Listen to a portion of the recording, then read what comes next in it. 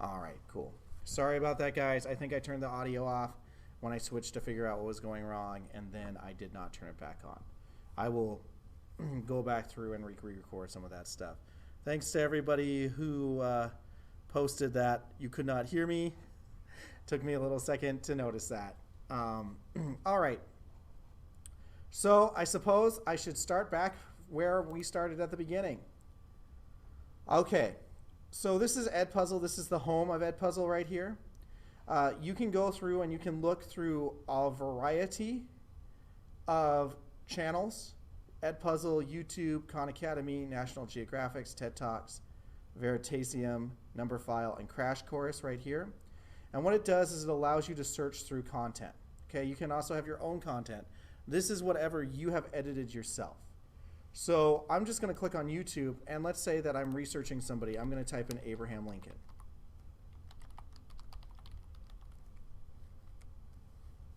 All right.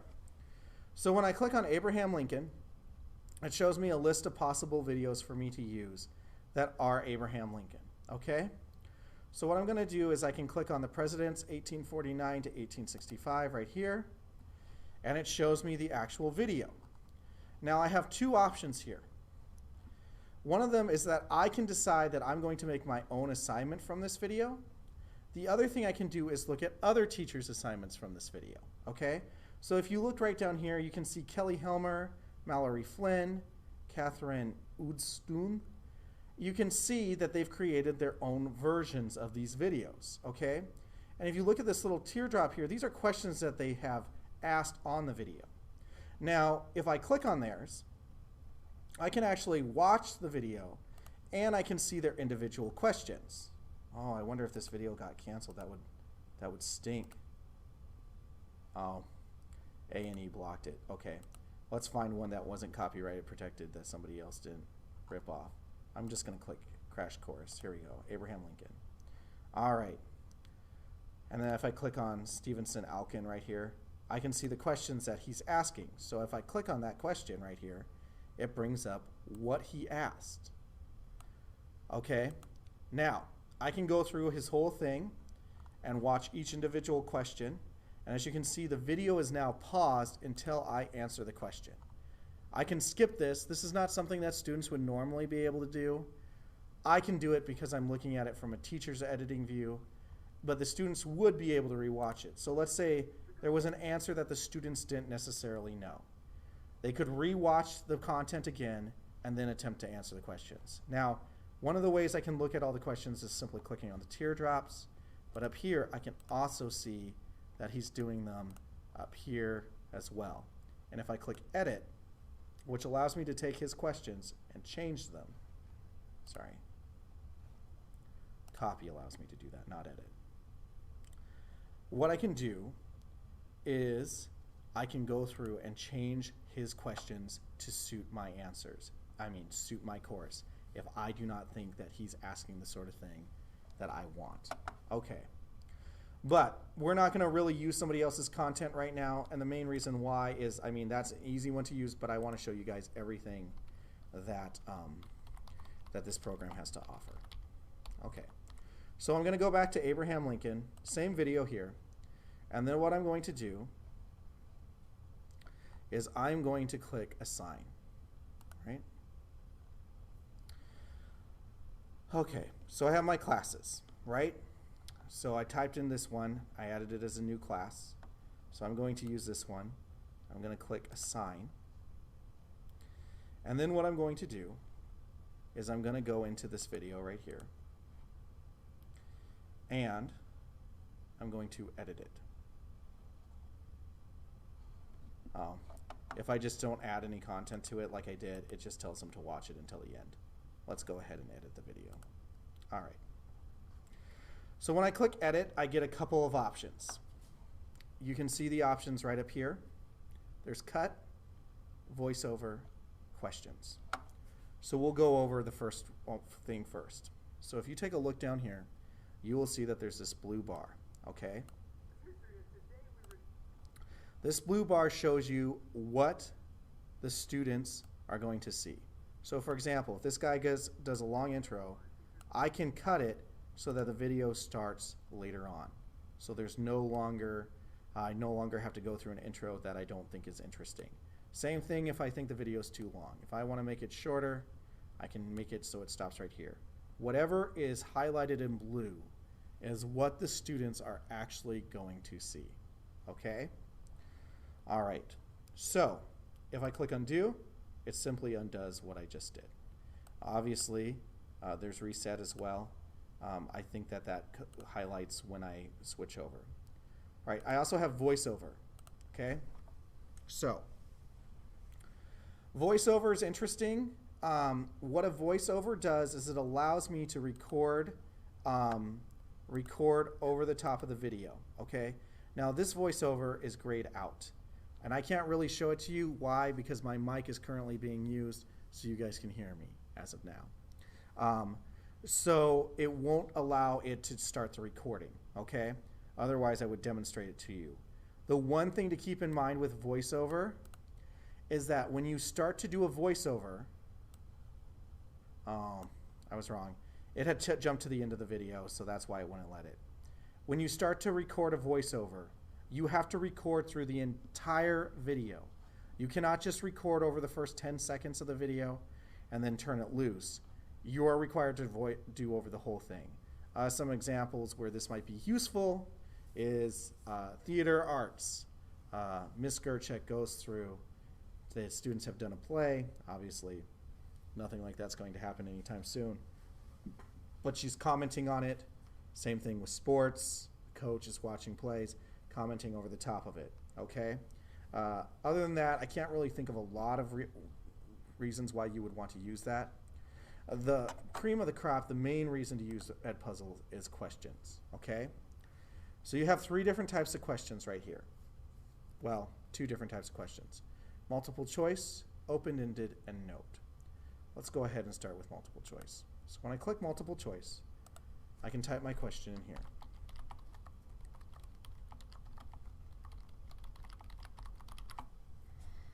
Okay. Here's the thing. I can add more questions, as many as I want. I indicate to the computer which one is the correct answer with the green check mark. The red X means it's incorrect. Here is the problem I've had with this. You cannot have multiple correct answers on it. Because if you have 2 green check marks, if the student just selects one, then it's automatically counted as correct. If the student, so the student doesn't have to fill in both. So I only do multiple choice questions which are automatically right or wrong. I'd never do more than one possible answer, okay? All right, now, when I click save, wherever I have this dot, which indicates to me where the video is, when I click save, what happens is now the question is located there. So when the student is watching the video, when it gets to that point in the video, the whole video will pause and the student will be required to answer the question, okay? Once they answer the question, they can go ahead and click continue, or submit it, and then the video will continue playing. Now, if we were in student mode, what ends up happening is it allows the student to re-watch it or continue. You also have an option for them to skip questions, which some people do allow.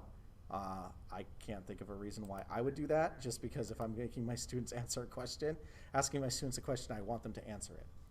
All right, we also have open-ended questions. Open-ended questions work the same way. The problem is that these do not self-grade.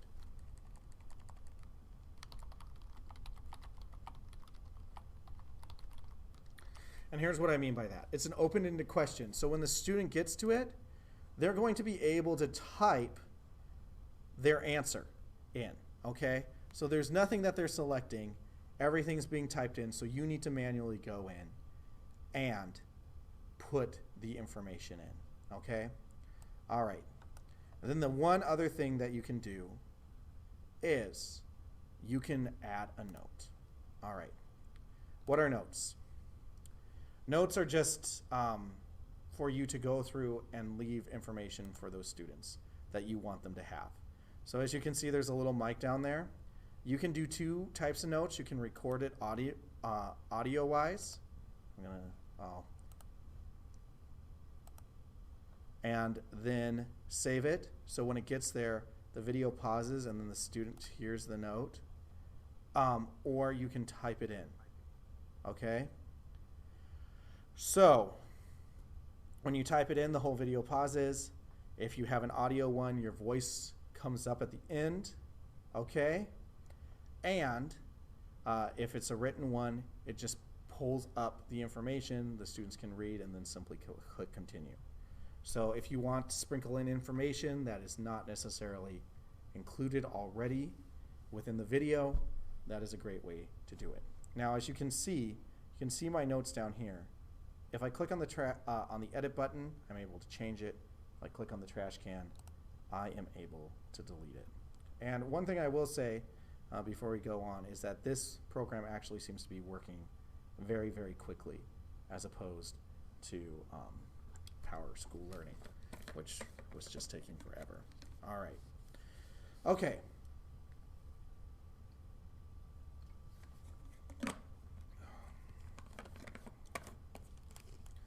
Okay, when you're done with your video, you can click finish right here.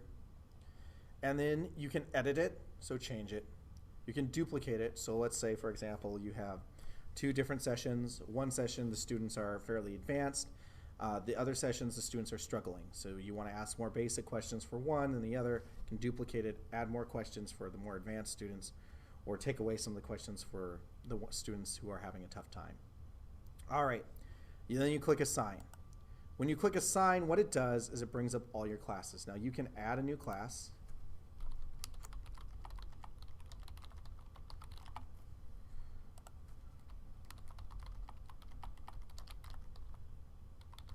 And then you can click Create Class. All right. When you click it, you have it assign all. You can also assign manually. The reason why it's grayed out for me right now is if I clicked assign manually, I need actual students in there. Since I just created the class, obviously I don't have any students in there. I also have some options over here. I can say when I want it to be available to my students. So let's say I want it to be available on March 20th, and then I can set the time that I want it to be available. I can also set the time to when, and then I just go ahead and click save, and then I can also set the time for a due date. Save right there. I prevent skipping, meaning the students can't simply drag. If the students have the tab open and they switch to a different tab, then what ends up happening is then the whole thing pauses. And then you can also force closed captioning on. That means the students will automatically see closed captioning. They do not have a way to turn it off. Then you click Assign, and then the students will have access to it. And then this brings you to the class. Now, obviously, I do not have any students in this class. So how do I share it? Well, if I click Share Assignment, what you're going to see is you're going to see provide your students with direct access or an embed code. Now, I did not go over embedding with Power School Learning today, so we will just go ahead and focus on the assignment link. So I'm going to click Copy Link, and so now that's copied, right? And then I can post this anywhere, okay? So let's go ahead. I'm really leery of doing it with Power School Learning just because Power School Learning has just not been the most fantastic thing today. So I'm just going to open up a new tab as a guest. And I'm going to paste.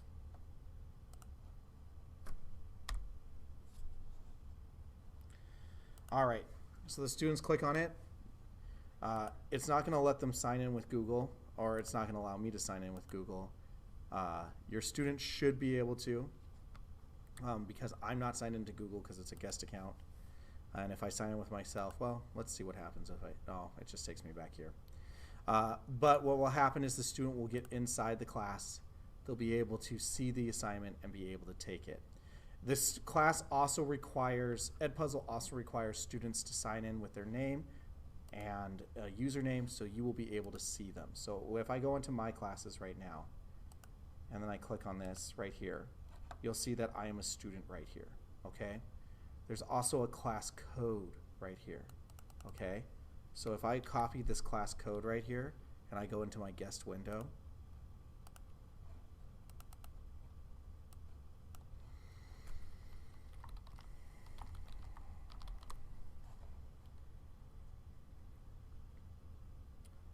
and I have a student who's never used Edpuzzle before, I can hit them sign up with Edpuzzle. They click on their class code. They have to create a name and a password. And then they click join class, and they're now able to access that assignment. Of course, it's necessary that the students actually go through and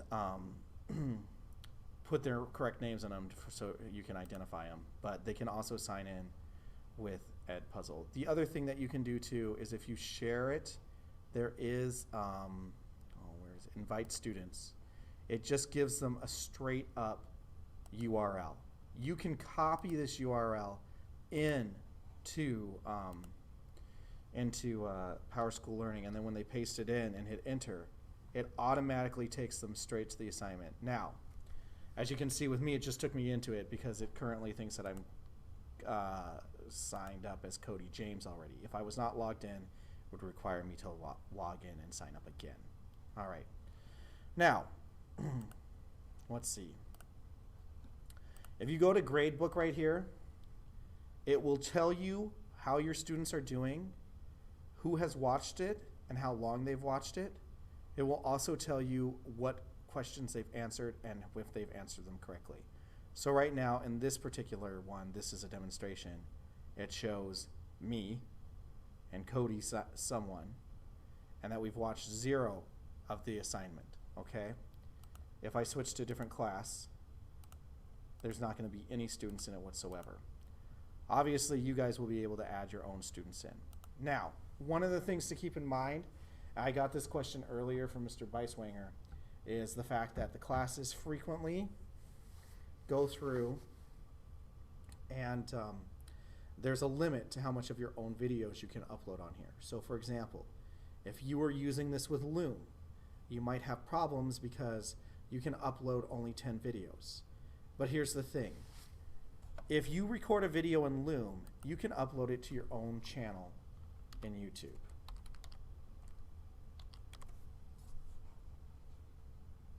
So I'm going to sign into Loom right here. Let's say that I want this video for my students to be able to see it, okay? So if I download the video and it's now in here, I can then go to YouTube and upload my video, okay? Just drag it and drop it in to YouTube.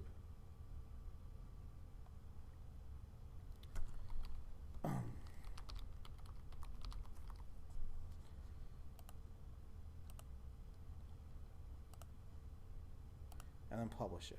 And there's my video link right there, okay? All right.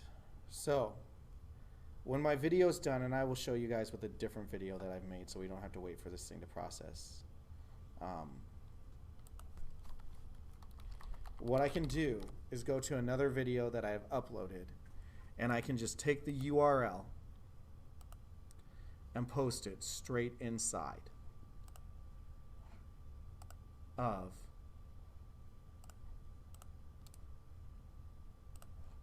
Edpuzzle. So I go to Edpuzzle, I go to YouTube, and when I search, I paste my URL in, I hit enter, and it shows my video. So because of that, and this is the exact same video, because of that, the limit that you would normally experience, because we are not premium members of Edpuzzle, it does not apply to us. So you can put all your videos in here, and then you can also go through and upload those videos with voiceover and add all the questions that you want, okay? All right, this one actually flew by simply because everything was working. And like I said, it's not quite as intense or insane. Does anybody have any questions for me? You can put them in the chat. Otherwise, we can exit out of this one a little bit early.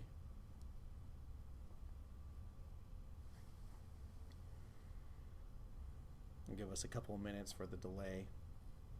Sorry about the sound not working earlier, guys. That was completely and totally my bad.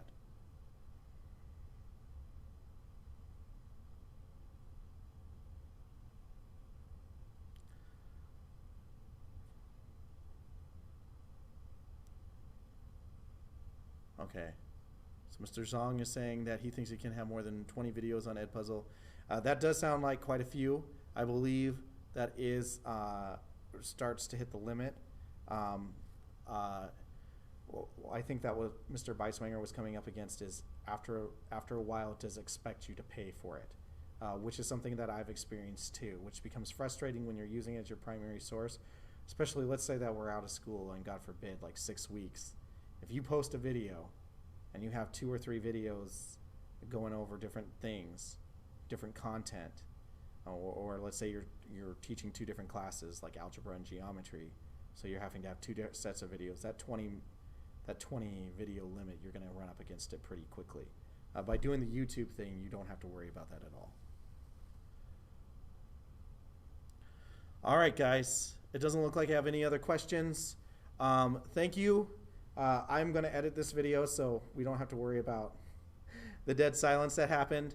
Sorry, I didn't really have time to refamiliarize myself with this one, so it might have been a little bit more rambly than I wanted. So, thank you again, and I'll post out the links for that. Also, check out that resource. It's well put together and well edited, unlike this live video. All right, thanks. Bye.